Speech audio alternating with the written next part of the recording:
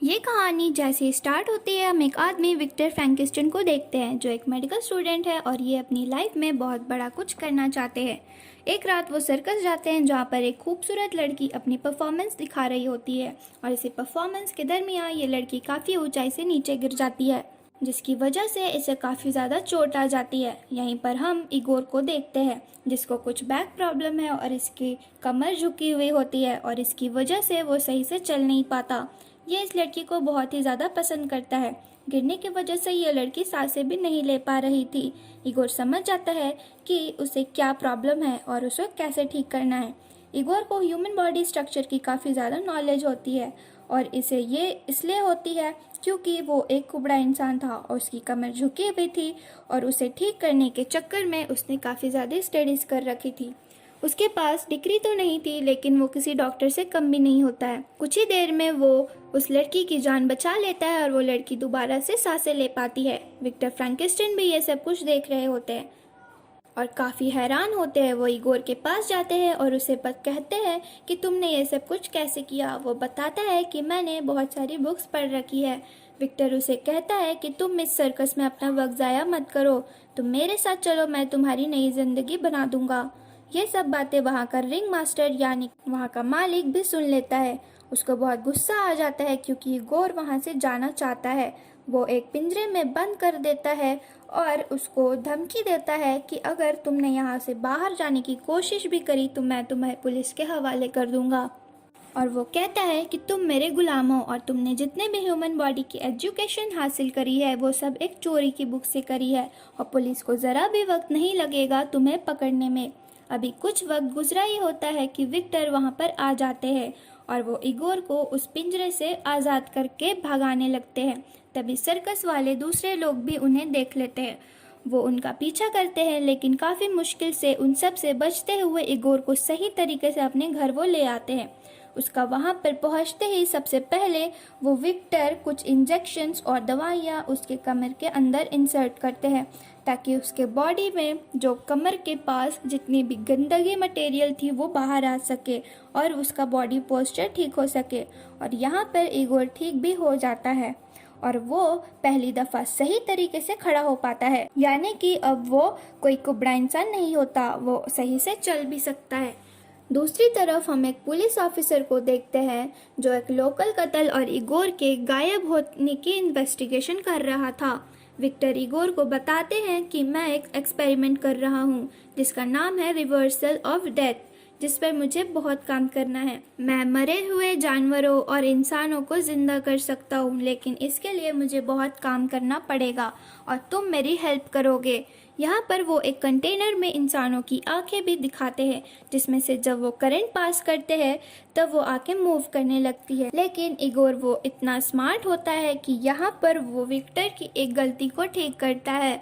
वो उसे बताता है कि तुमने आंखों की नर्व्स को सही तरीके से अटैच नहीं किया। तो वो विक्टर देखकर काफ़ी ज़्यादा खुश हो जाता है कि उसने उसकी गलती को ठीक करा है। उसे बहुत ज़्यादा इम्प्रेस भी हो जाता है।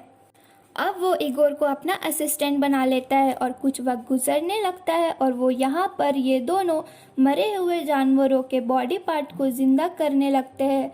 ये दोनों डिफरेंट बॉडी पार्ट की मदद से एक जाइंट चिंपैंजी बनाना चाहते हैं जो कि एक मॉन्स्टर से कम नहीं होगा। ये साइंस को एक नेक्स्ट लेवल पर ले जाना चाहते थे। काम खत्म करने के बाद विक्टर और इगोर एक पार्टी में जाते हैं जहाँ पर इगोर उसी लड़की से मिलता है। वो लड़की उसे पहचान तो नहीं पाती लेकिन इगोर उससे उतना ही मोहब्बत करता है। यहाँ पर विक्टर उनको उसी लड़की से दूर रहने को कहते हैं। वो बताते हैं कि वो लड़की तुम्हारे लिए डिस्ट्रैक्शन है, तुमने अगर सारा फोकस उस लड़की पर दे दिया तो तुम काम पर फोकस नहीं कर पाओगे। अब ये दोनों अपने घर पर वापस आ जाते हैं। यहाँ पर हम पहली दफ़ा उस मॉन्स्टर चिंपैंजी को देखते हैं जो कि एक इलेक्ट्रिक वायर से जकड़ा हुआ होता है। अब इलेक्ट्रिसिटी गुजारने का टाइम है। इस मरे हुए चिंपैंजी से इलेक्ट्रिसिटी गुजारी जाती है जिससे कि वह फिर से जिंदा हो सके। इगोर काफ़ी कंफ्यूज हो रहा होता है लेकिन उसकी कंफ्यूजन यहाँ पे दूर हो जाती है जब मरे हुए चिंपैंजी मूव करने लगता है। यानी कि इनका एक्सपेरिमेंट कामयाब हो जाता है। अगले ही दिन विक्टर अपने एक्सपेरिमेंट को प्रूव करने के लिए यूनिवर्सिटी के लिए जाता है। वहाँ पर थोड़ी सी मुश्किल तो आती है जब वो चिंपैंजी जिंदा होता है। वो इधर उधर अटैक करने लगता है, लोगों को नुकसान पहुंचाने लगता है, जिसको देखते हुए विक्टर अपने ही बनाए हुए चिंपैंजी को मार देता है और फिर विक्टर को उसकी यूनिवर्सिटी से निकाल दिया जाता है क्योंकि उसने अनकन्वेंशियल मेथड्स को इस्तेमाल किया था। और वहीं पर उनके कुछ क्लासमेट्स भी होते हैं जो बहुत अमीर होते हैं, काफ़ी रिच होते हैं। वो विक्टर को कहते हैं कि हम तुम्हें फंडिंग देंगे तो तुम इन एक्सपेरिमेंट्स को कंटिन्यू रखो, और ये भी कहते हैं कि तुम हमारे लिए आर्टिफिशियल क्रीचर्स बनाओगे, जो कुछ ऐसे क्रीचर्स होंगे जिसे हम अपने मुताबिक क्रिएट कर सके और वो हमारे मुख्तलिफ कामों में हेल्प कर सके। उसके अलावा काफ़ी पैसे भी ऑफर करते हैं। और यहाँ पर हम इगोर को देखते हैं और वो नहीं चाहता कि वो उन लोगों के साथ काम करे। यहाँ पर विक्टर इगोर को नज़रअंदाज कर देता है, यानी कि इग्नोर कर देता है। रिच क्लासमेट्स के ऑफर को एक्सेप्ट कर लेता है और इगोर भी उसकी हाँ में हाँ मिला लेता है क्योंकि विक्टर ने उसको नई जिंदगी दी थी, उसकी कमर ठीक करी थी और उसको जान भी बचाई थी। विक्टर ने इगोर पर काफ़ी एहसान किया होता है, जिसकी वजह से इगोर को विक्टर का साथ देना पड़ता है। अगले ही दिन वही पुलिस विक्टर के घर आते हैं ताकि वो इस केस की जांच कर सके। उन्हें ये भी पता चल गया था कि यूनिवर्सिटी में चिंपैंजी को जिंदा करने की कोशिश की गई थी, लेकिन इस पुलिस ऑफिसर के पास घर चेक करने की कोई वारंट नहीं थी, तो विक्टर उन्हें अपना घर चेक करने नहीं देता और वो वहाँ से मायूस होकर वापस चले जाते हैं। यहाँ पर इगोर उस सर्कस वाली लड़की से मिलने जाता है जिसको वो प्यार करता है। वो लड़की इगोर को समझाती है कि तुम विक्टर को मना करो कि वो ऐसा एक्सपेरिमेंट ना करे, वरना वो फिर से कोई मॉन्स्टर बना देगा। वे दोनों बहुत ही ज़्यादा टाइम स्पेंड करते हैं और वहाँ से जब इगोर वापस घर आता है तो वो देखता है कि वो पुलिस वाले और उसके कुछ साथी उसके घर का दरवाज़ा तोड़ने की कोशिश कर रहे थे। फिर इगोर दूसरे दरवाजे से अंदर जाता है और विक्टर को भागने के लिए कहता है।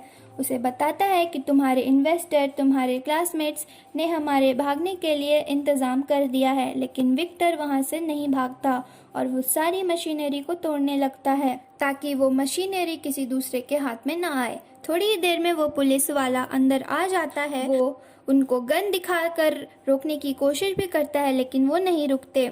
उस पुलिस ऑफिसर और विक्टर की आपस में लड़ाई भी होने लगती है और काफ़ी लड़ाई के बाद विक्टर उसको धक्का देता है, जिसकी वजह से ऑफिसर का हाथ एक बड़ी सी गियर में चला जाता है और उसका एक हाथ कट जाता है। अब पुलिस वाले का एक हाथ नहीं होता और वहीं दूसरी तरफ ये दोनों एक कैरियर में, यानी कि घोड़े वाली बग्गी में बैठकर अपनी उसी दोस्त के पास चले जाते हैं, यानी कि जिसने प्रोजेक्ट का फंड किया था। यहाँ पर विक्टर का दोस्त यानी कि इन्वेस्टर इनको बहुत पैसे देता है। वो उनसे कहता है कि तुम मेरे प्रोजेक्ट पर काम करो, एक आर्टिफिशियल ह्यूमन बनाओ, क्योंकि अब यहाँ पर काम करना सेफ नहीं था। तो वो इन्वेस्टर उन्हें कहता है कि तुम स्कॉटलैंड चले जाओ, वहाँ पर मेरा एक फैमिली बंगलो है, वहाँ पर तुम खामोशी से खुलकर काम कर सकोगे। यहाँ पर इगोर फिर से उसे कहता है कि तुम इन चक्करों में ना पड़ो। विक्टर उनकी बात बिल्कुल नहीं सुनता और स्कॉटलैंड के लिए चला जाता है ताकि वो अपने एक्सपेरिमेंट में काम कर सके। जैसे ही वो चला जाता है, रिच इन्वेस्टर इगोर के पास आते हैं और कहते हैं कि जैसे ही एक्सपेरिमेंट कंप्लीट होगा वो विक्टर को मार देगा और उसे बनाए हुए आर्टिफिशियल ह्यूमन को एक वेपन की तरह इस्तेमाल करेगा। क्योंकि वो आर्टिफिशियल होगा तो ना ही उस पर गोली असर करेगी, ना ही मार पाएगा कोई उसे, और वो मेरे हुक्म पर चलेगा। ये सब बताते ही इगोर को हाथ पैर बांधकर पानी में फेंक दिया जाता है, लेकिन काफ़ी मुश्किल से इगोर अपनी जान बचाते हुए वो रस्सी खोलकर वहाँ से बाहर निकल आता है। वो उसी सर्कस वाली लड़की के पास जाता है और उसे कहता है कि विक्टर की जान खतरे में है।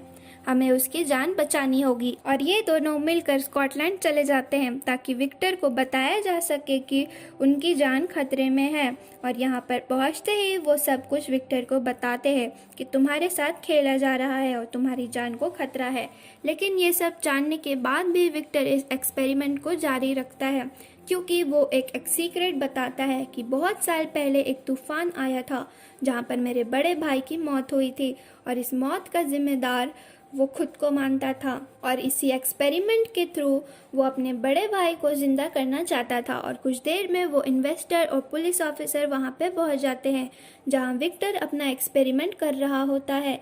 एक्सपेरिमेंट के दौरान वहाँ बहुत ज़्यादा बिजली इकट्ठी हो जाती है, जिसकी वजह से हर तरफ तबाही मचने लगती है, हर चीज़ तबाह होने लगती है और विक्टर की मशीन भी ब्लास्ट हो जाती है। और ब्लास्ट की वजह से इन्वेस्टर वहीं पे मर जाता है और पुलिस ऑफिसर कहता है कि इन सब तबाही के जिम्मेदार तुम हो, तुम्हारी वजह से ये सब कुछ हो रहा है। इसी बातचीत के दौरान विक्टर के द्वारा बनाया गया वो मॉन्स्टर अपनी जगह से मूव करने लगता है। विक्टर खुश होता है और वो सोचता है कि उसका एक्सपेरिमेंट कामयाब हो रहा है। विक्टर उस मॉन्स्टर से बात करने की कोशिश करता है, लेकिन वो मॉन्स्टर कुछ भी नहीं बोलता और अपनी जगह पे खड़ा रहता है। लेकिन वो पुलिस ऑफिसर काफ़ी ज़्यादा डर जाता है, क्योंकि वो मॉन्स्टर काफ़ी ज़्यादा खतरनाक लग रहा होता है। वो घबराहट में अपनी गन निकालता है और उस मॉन्स्टर की तरफ शूट कर देता है, जिससे कि उस मॉन्स्टर को काफ़ी ज़्यादा दर्द होता है और वो मॉन्स्टर पुलिस के ऊपर अटैक कर देता है और उसको मार देता है। और वो मॉन्स्टर विक्टर और इगोर से भी लड़ने लगता है और उनको भी नुकसान पहुंचाने लगता है। लेकिन आखिरकार काफ़ी लड़ाई के बाद वो दोनों मिलकर उस मॉन्स्टर को मार देते हैं। एंड पर विक्टर को एक समुंदर के किनारे बैठा हुआ दिखाया जाता है और वहाँ इगोर को वो एक लेटर लिखता है जिसमें लिखा होता है कि तुम उस लड़की से मिल सकते हो। शुरू में विक्टर ने उसे मिलने से मना कर रखा था और लेटर में विक्टर ने इगोर से माफ़ी भी मांगी होती है, क्योंकि इगोर बार बार उसे मना कर रहा होता है, लेकिन उसने उसकी एक बात नहीं सुनी थी। और ये मूवी यहीं पे ख़त्म हो जाती है। और अगर आपको हमारी वीडियो पसंद आई हो तो हमारे वीडियो को एक लाइक कर दीजिएगा और हमारे चैनल को भी सब्सक्राइब कर लीजिएगा, और हो सके तो उस बेल आइकन को भी प्रेस कर लीजिए ताकि जब भी हम ये वीडियोस अपलोड करें आप उसे देख पाओ। Thank you.